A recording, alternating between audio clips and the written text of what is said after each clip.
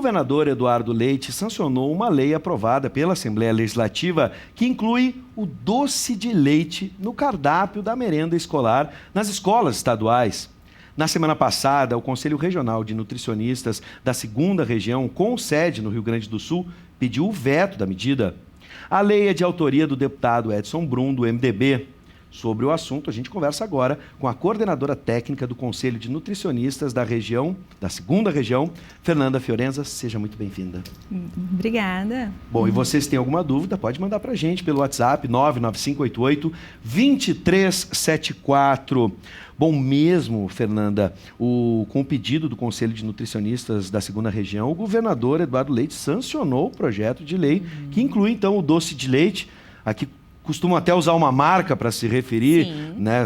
Parabéns à marca que chegou até lá, né? Mas, enfim, a gente sabe que o doce de leite é bem popular, né? Especialmente aqui no Rio Grande do Sul. Mas, daí ele entrar, né, sancionada essa lei como merenda nas escolas da rede pública do Estado. O que o governo alegou para não atender o pedido de vocês? E até para a gente poder entender, né, qual é o problema, qual seria o problema com o doce de leite, que é algo tão comum na casa da avó, enfim. As pessoas, num primeiro momento, podem achar algo extremamente comum que não teria nenhum problema. Mas teria algum problema adicionando no cardápio das escolas? Na verdade, assim, o que acontece? A lei, ela sugestiona, né, a utilização, né, deste produto. Sim. Mas ela não obriga. Perfeito. Né? Ela não tem nenhum tipo de recomendação, quantidade mínima ou máxima, né? Então, no momento que tu também não limita, isso é um problema, tá? Porque o doce de leite, ele, enfim, ele é um alimento comum, ele não é proibido, né? Na lei do PNAE, né, que é o Programa Nacional de Alimentação Escolar. Porém, no momento que tu não estabelece limites, né, tu sugestiona, e não é, isso gera um problema. Sim. Né? Porque, então, se tu for... se a escola, enfim, utilizar isso inadequadamente, enfim, vai gerar um problema para o próprio Estado. Né? Nós já temos hoje, atualmente, índices elevados de obesidade, sobrepeso, doenças crônicas não transmissíveis, diabetes, né? E a gente vê isso pelas nossas pesquisas, né? IBGE, a própria Vigitel. Então, o que acontece? O Conselho... não vê utilidade pública para essa lei, né? Na verdade, nós solicitamos o veto, não tivemos um retorno, nós publicamos um parecer técnico, né, referente a isso. E o que mais nos preocupa é que o Conselho, né, o nosso existir, digamos assim, é a defesa da sociedade. Então, no momento que uma lei vai contra outras leis, né? A gente precisa alertar para isso, porque nós já temos, como eu falei, né, a lei do PNAE, ela tem nas suas diretrizes como este cardápio deve ser estabelecido, né? E outra questão também muito importante é que este cardápio deve ser estabelecido, deve ser planejado, organizado por nutricionista. O nutricionista que é o responsável técnico por isso, né? Então, e hoje o Estado, com um número de mais de 800 mil alunos, ele conta apenas com 2 nutricionistas. Então, que elaboram praticamente o cardápio de todos, é isso? Sim, para todo o Estado. Para todo o Estado. 2 nutricionistas. Claro. Então, assim, é um número insuficiente, tá? Não, uma das justificativas desta lei do doce de leite diz que o cardápio é suficientemente... Eu quero entrar na questão nutricional, por exemplo, do doce de leite, para a gente poder entender, por exemplo.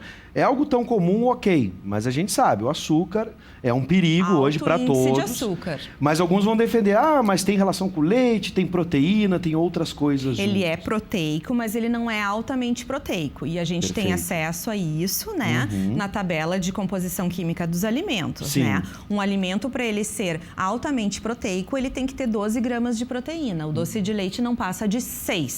É o máximo, é o teto. É o máximo. E ali a gente tem, além do açúcar, também gorduras? Sim, também. Mas o que até a gente pode trazer, né, para a questão da rotulagem nutricional, né, para ficar mais claro para a população, né, que a gente inclusive está com uma consulta pública em relação à rotulagem, né, e na verdade esse alimento ele é classificado, ele vai ser classificado com alto teor de açúcar, Sim. né? Além do diabetes, a gente pode incluir outras doenças que a obesidade infantil pode nos trazer. O foco a gente quando pensa em açúcar é diabetes, relaciona diretamente, mas existem outras atividades? A obesidade é a principal, né? Sobrepeso e obesidade. Sim. Que, enfim, vem dislipidemia, que tudo contribui também para doenças cardíacas, Sim. enfim, né? Todas as doenças crônicas não transmissíveis. Bom, tu disseste que são duas profissionais hoje que coordenam o cardápio, pensam o cardápio de quase 1 milhão de alunos que a gente tem, praticamente 800 mil alunos no estado. Isso, mais de 800 mil.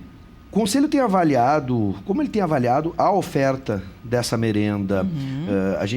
Essa sobrecarga nessas profissionais acabam comprometendo, de certa forma, o cardápio que é elaborado. Fico pensando até em regiões diferentes do estado, se demandas ou relações com o tipo de alimento também são equilibradas dentro desse pensado? Nós também, inclusive, fazemos parte do conselho do CAE, né, Conselho de Alimentação Escolar do Estado, e nós, sim, a gente faz fiscalizações, né, relatórios, enfim, já enviamos, como que eu posso te dizer, agora me fugiu a palavra... Comunicados, alertas, pareceres a respeito? Sim, pareceres. A gente está frequentemente se comunicando com o próprio secretário de Educação, enfim, sempre articulando e tentando fortalecer isso, mas o cargo, na verdade, ele não existe no Estado, né? Sim. O cargo de nutricionista, né? Essas profissionais, elas são contratadas, então existe uma necessidade de uma criação desse cargo e um concurso público, enfim, né? Bom, outra lei que também foi sancionada pelo governador Eduardo Leite é um projeto de autoria também de um deputado do MDB, o Gilberto Capuani, que inclui a erva mate e produtos derivados dela no cardápio da merenda escolar. Sim. A partir de agora, o chimarrão e demais alimentos podem ser incluídos na alimentação de jovens e crianças da rede pública estadual. E essa questão, como vocês receberam a inclusão do chimarrão e derivados? O que a gente pode imaginar de derivados da erva mate que poderiam ser incluídos? Na verdade, dentro da própria lei, da justificativa do PL, né, eles citam alguns alimentos, né, porque, na verdade, o hábito do gaúcho é o chimarrão. Sim. Né? Então, assim, mas dentro da alimentação escolar, não temos como incluir esse chimarrão, né? Ele vai ser incluído na forma de infusão, né? Enfim, no mínimo, né? Como que tu vai incluir isso numa alimentação escolar? Ou produtos, né? Contendo erva mate. Porém, tu vai colocar dentro de um bolo ultraprocessado, de um sorvete que contém gordura trans, né? Então, na verdade, não vai ser um produto saudável, que é o que preconiza, né? É o que nós precisamos fazer aquele cardápio, que ele seja adequado com alimentação saudável. O Guia Alimentar para a População Brasileira também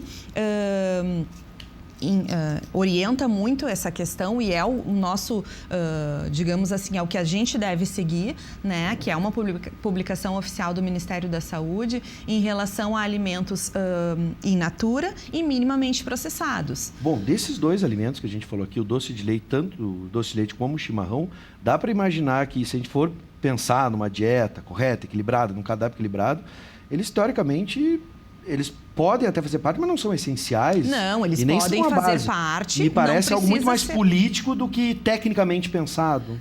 Sim, porque o que acontece, né? Como a gente falou no início, né?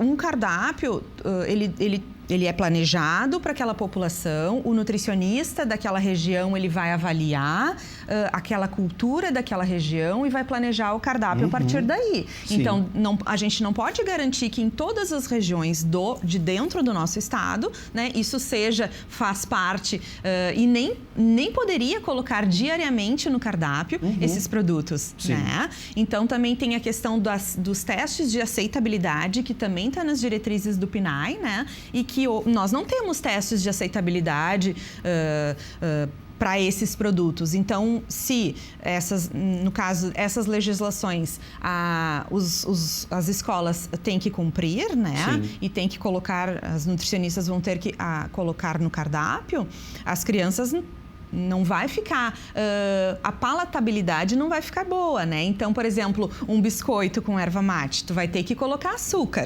Nunca né? vi, mas enfim, deve existir. Eu desconheço. Eu não tenho esse consumo, até porque não é o hábito do gaúcho esses produtos, né? E sim o chimarrão, né? Bom, fica aqui o alerta, o espaço está aberto também para que o governo do estado e os deputados possam se manifestar. A nossa produção sempre procura o contraponto para que vocês possam, então, explicar à população essas medidas.